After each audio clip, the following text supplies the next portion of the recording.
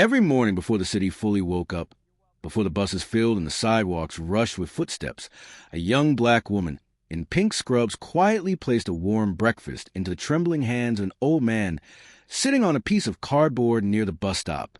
No cameras, no witnesses, no applause, just kindness that moved in silence. For weeks, people passed him without a second glance, assuming it was just another ordinary act of charity in a world too busy to care. But what no one knew was that the man she fed was not who he seemed. And the day military officers knocked on her door, the entire neighborhood realized that her simple act of compassion had uncovered a story buried beneath years of pain, injustice, and a truth that would change everything forever. Like, share, comment, and subscribe to Black Voice Storie. The neighborhood of East Ridge was the kind of place that existed on the edge of attention. Not poor enough to be completely forgotten, not wealthy enough to be fully respected. Cracked sidewalks stretched along narrow streets lined with aging apartment buildings and small corner shops that survived decades of economic decline and quiet neglect. It was a place where people worked hard, minded their business, and learned early that survival often depended on resilience more than opportunity. Every morning at exactly 6:20 a.m., Amara Johnson walked the same route to the bus stop in her neatly pressed pink scrubs. She was a nursing assistant at a local hospital, known among her co-workers for her quiet dedication and gentle presence. Patients trusted her instantly. Elderly residents often smiled when she passed. But beneath her calm demeanor lived a history shaped by hardship and silent endurance. Amara had grown up a mother who worked 2 jobs and a grandmother who raised her on stories of dignity in the face of discrimination. Her grandmother used to say that kindness was the only form of power that could not be taken away by prejudice. Those words stayed with Amara long after her grandmother passed away, becoming a quiet compass in a world that often underestimated her. For months, the old man had been sitting near the glass bus shelter on Maple Avenue. Most people assumed he was just another homeless stranger drifting through the city's forgotten corners. His beard was long and tangled, his coat worn thin, and his posture carried the exhaustion of someone who had been surviving, not living, for far too long. Some avoided eye contact. Others clutched their bags tighter as they passed. A few occasionally dropped coins into a dented cup beside him, more out of habit than empathy. But Amara noticed something different. She noticed the way he sat with unusual stillness, as if conserving energy rather than begging for attention.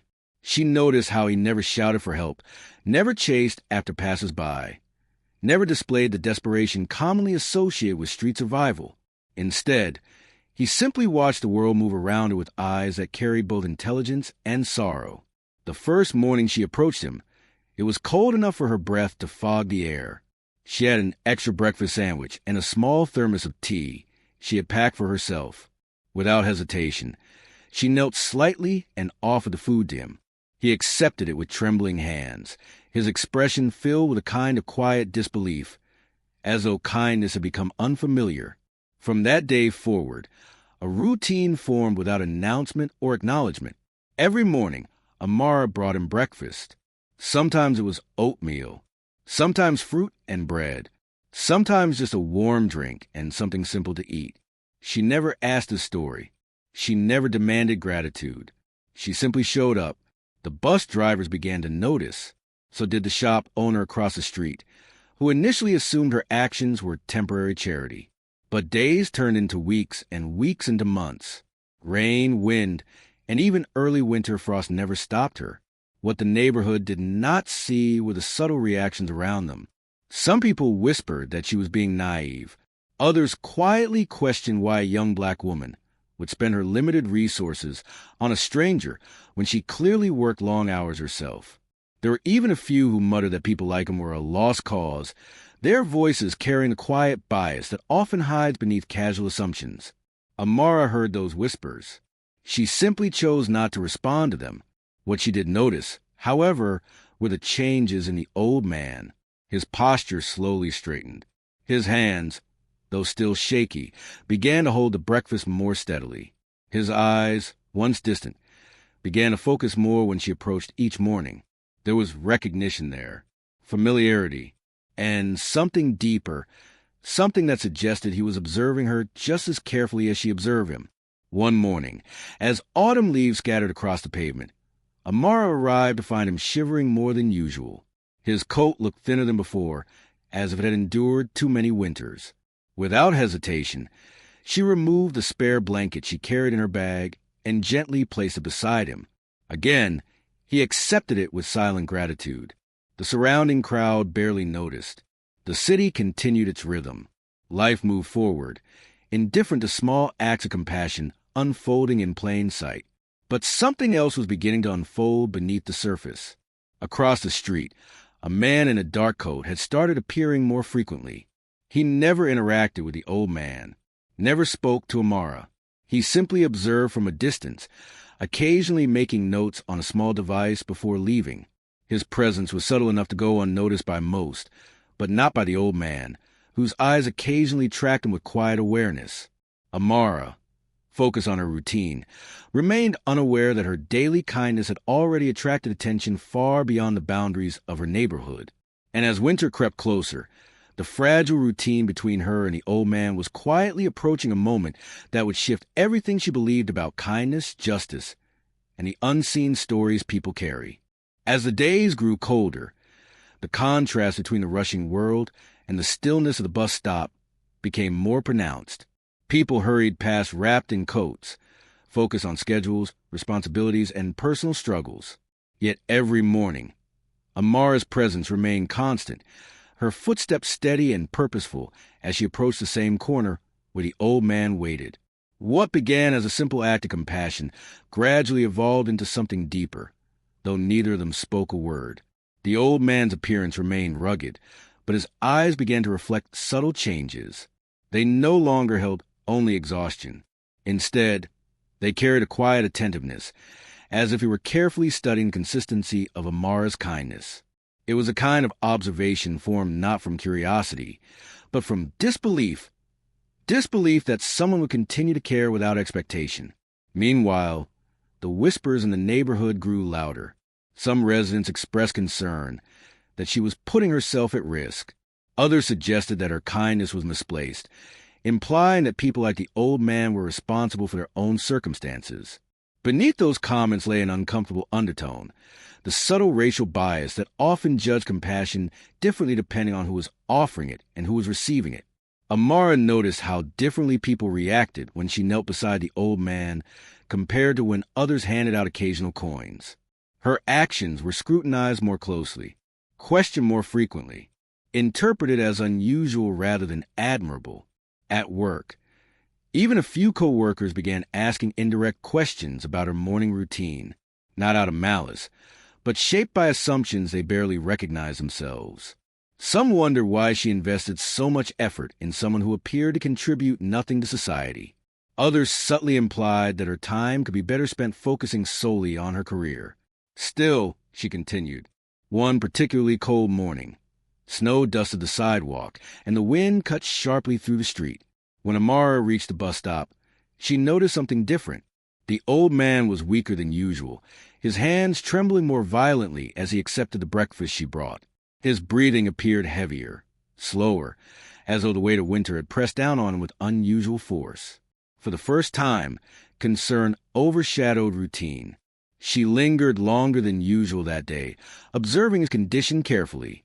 As a nursing assistant, she recognized signs of prolonged exposure and declining health. His skin tone suggested poor circulation, and his posture hinted at chronic fatigue rather than temporary weakness. Across the street, the man in the dark coat appeared again. This time, he was not alone. Two other individuals stood nearby, dressed in formal attire that contrasted sharply with the casual pedestrians around them. Their presence was calm, controlled, and observant. They were not watching the crowd. They were watching the interaction between Amara and the old man. Days later, the pattern intensified. Unmarked vehicles occasionally parked near the corner for brief periods. The observers rotated, but their focus remained consistent. The old man seemed aware of them, yet never reacted openly. Instead, his gaze sometimes lingered in their direction with an expression that was neither fearful nor surprised, but deeply knowing. Amara, still unaware of the larger implications, simply adjusted her routine to include slightly warmer meals and thicker blankets. Her compassion remained practical, grounded in care rather than curiosity. Then came the day that shifted the atmosphere entirely. It was a quiet morning with gray clouds hanging low over the city. Amar approached the bus stop as usual, carrying a warm container of soup and fresh bread. But the old man was not sitting in his usual spot. The cardboard and blanket remained, but he was gone.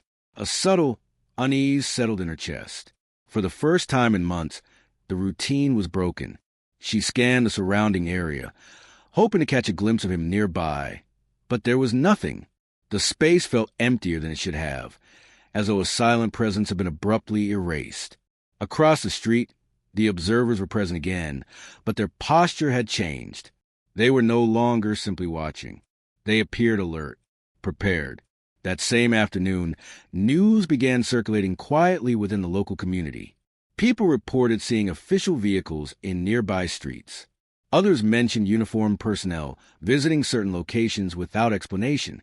Rumors spread, each more speculative than the last. Some assumed it was a routine government matter. Others dismissed it entirely. Amara tried to focus on her work, but an unfamiliar sense of tension followed her throughout the day. The absence of the old man lingered in her thoughts, not as a dramatic event, but as a quiet disruption of something meaningful she had grown accustomed to. 3 days passed. No sign of him returned. And then, on the fourth morning, as Amara prepared to leave for work, a firm knock echoed through her apartment door. It was not hurried, not aggressive, but deliberate. When she opened the door, her breath caught instantly. Standing before her were 3 uniformed military officers and 1 man in a dark coat she vaguely recognized from across the street. Their presence was calm yet authoritative, their expressions composed but serious. In that moment, a chilling realization began to form. Her simple act of bringing breakfast to a homeless man had somehow drawn the attention of the military, and whatever truth they had come to reveal was clearly far more significant than anything she could have imagined. The hallway outside her apartment felt smaller than usual as the officers stood in composed silence. Their uniforms were immaculate, their posture disciplined, and their presence carried the unmistakable weight of official purpose. Yet what unsettled Amara the most was not their authority, but the quiet respect in their expressions. They were not there to accuse. They were there to acknowledge. As she stood frozen in confusion, the man in the dark coat stepped slightly forward, holding a file with careful precision. His demeanor suggested months of observation, months of silent evaluation that had now reached a decisive conclusion. Inside the file were photographs, dozens of them, images captured from different angles, different days, different weather conditions. Each one showed the same scene: Amara kneeling beside the old man, offering food, blankets, and quiet care without expectation of recognition. The realization struck her slowly, like a wave building beneath still water. She had been watched, not because she had done something wrong, but because her actions had intersected with something far greater than she understood. The officers explained, through formal documentation and composed explanation, that the man she had been helping was not an ordinary homeless individual. He was a retired high-ranking military intelligence officer who had gone missing years earlier under circumstances that were never fully disclosed to the public. After a classified operation overseas, he had returned home suffering from severe psychological trauma and systemic neglect within bureaucratic processes. Over time, he had withdrawn from society entirely, slipping through institutional cracks that often failed veterans struggling with invisible wounds. His disappearance had never been officially announced, partly due to national security sensitivities and partly due to administrative failures that allowed him to fade into anonymity. For years, various agencies had quietly searched for him. They had found him months ago, but instead of immediately intervening, specialists observed from a distance to assess his mental state and willingness to re-engage with society. Forced intervention, they believed, could worsen his condition. They needed evidence of trust, stability, and safe human connection. And that evidence had appeared in the form of a young black nurse who showed up every morning without fail. The documentation revealed something even more profound.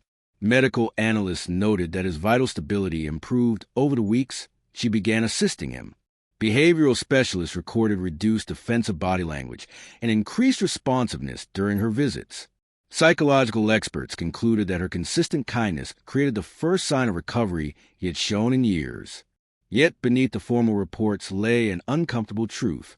Several early intervention proposals had been delayed due to bureaucratic assumptions about his surroundings. Some officials initially dismissed the urgency of the situation, partly because he was located in a low-income neighborhood often overlooked by rapid response systems. Others underestimated the significance of his condition because he appeared to be just another homeless man. It was only after consistent documentation of Amara's presence that the case was reclassified as urgent. Her kindness had forced the system to pay attention. The officers informed her that he had been safely relocated to a specialized veteran recovery facility just days earlier. For the first time in years, he had willingly accepted medical care, an unprecedented development that specialists directly linked to the trust he formed through her daily presence. But the most emotional revelation came last. Before agreeing to relocation, the old man had reportedly displayed a single, consistent reaction. He refused to leave until he was assured that the young woman in pink scrubs would not be negatively affected by his removal or investigated unfairly. Even in his fragile state, he had been concerned about her. The officer's visit was not an interrogation. It was recognition.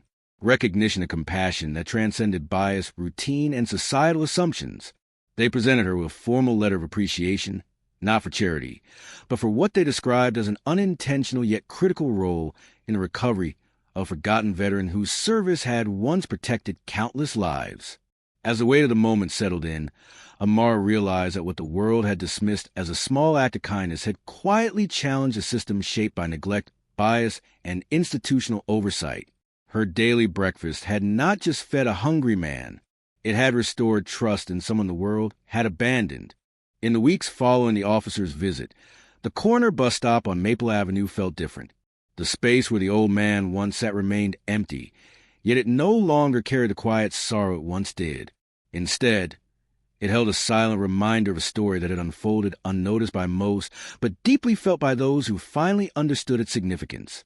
The neighborhood slowly learned the truth. The whispers that once questioned her kindness transformed into conversations about compassion, bias, and the hidden stories behind people society often overlooks. Residents who had previously avoided eye contact began reflecting on their own assumptions. Some admitted they had judged the old man without ever considering the possibility of a deeper past. More importantly, many recognized how quickly society labels vulnerability, especially when it appears in marginalized spaces. Amara's life did not suddenly become dramatic or glamorous after the revelation. She continued her work at the hospital, maintaining the same quiet dedication that had defined her routine long before any recognition arrived. But internally, something had shifted. She understood now that kindness was not just an emotional gesture. It was a form of resistance. Resistance against indifference. Resistance against systemic neglect. Resistance against the quiet racism and class bias that often determines whose suffering is noticed and whose is ignored. News of the situation eventually reached veteran advocacy organizations, sparking discussions about overlooked cases of trauma among retired service members, particularly those who struggled without visible support networks. Analysts acknowledge that systemic blind spots often affected individuals living in under-resourced communities, where assistance was slower and assumptions were quicker. Her story became a case study in humanitarian observation programs, highlighting how genuine, consistent human connection can succeed where formal systems sometimes hesitate.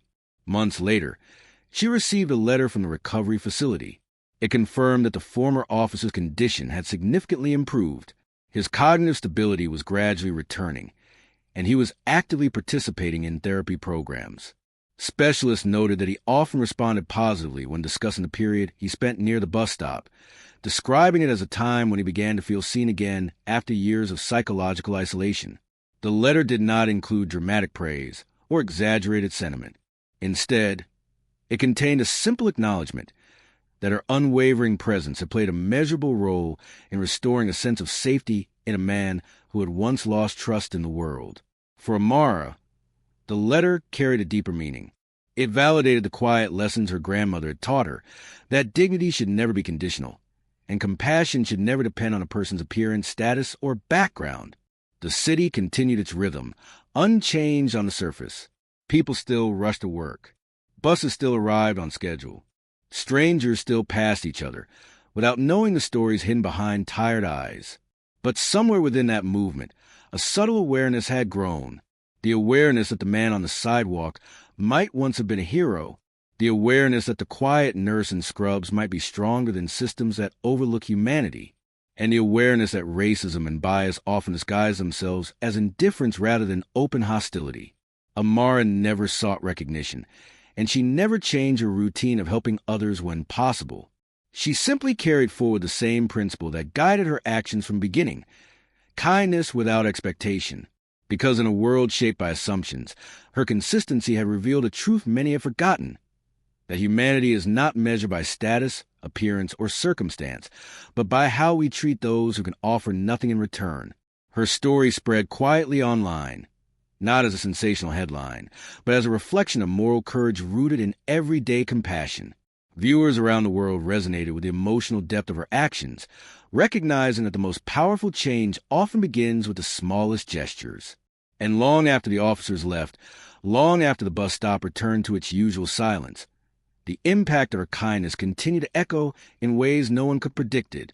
Because sometimes the person the world ignores is the one who once protected it. And sometimes the person the world overlooks is the one capable of restoring someone's faith in humanity. If this story moved you, reminded you of the power of compassion, and opened your eyes to the hidden injustices people face every day, don't forget to like, share, comment, and subscribe to the channel Black Voice Storie for more powerful and emotional stories that matter.